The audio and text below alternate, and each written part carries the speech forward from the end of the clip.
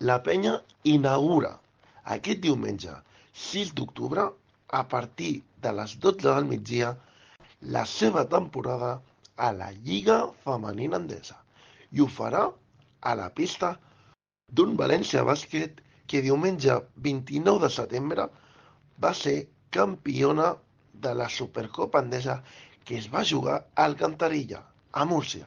L'equip de la penya ve amb 6 fitxatges per intentar fer la permanència en la seva primera temporada. Elis Remet, Ires Benema, Marion Coulibaly, Anna Cruz, Serena Lynn Geldof i la última és Katarina Zek, que és la substituta de Kayla Wells, que va marxar per problemes familiars.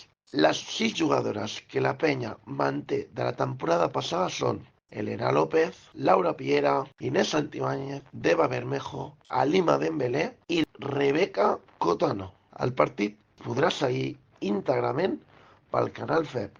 Les baixes per aquest partit són, per part del València, tenen la baixa confirmada de Raquel Carrera per l'equip dirigit per Rubén Burgos. La penya no sabem si tindrà baixes confirmades. Moltes gràcies per sentir-nos a Huracà Verd i Negre.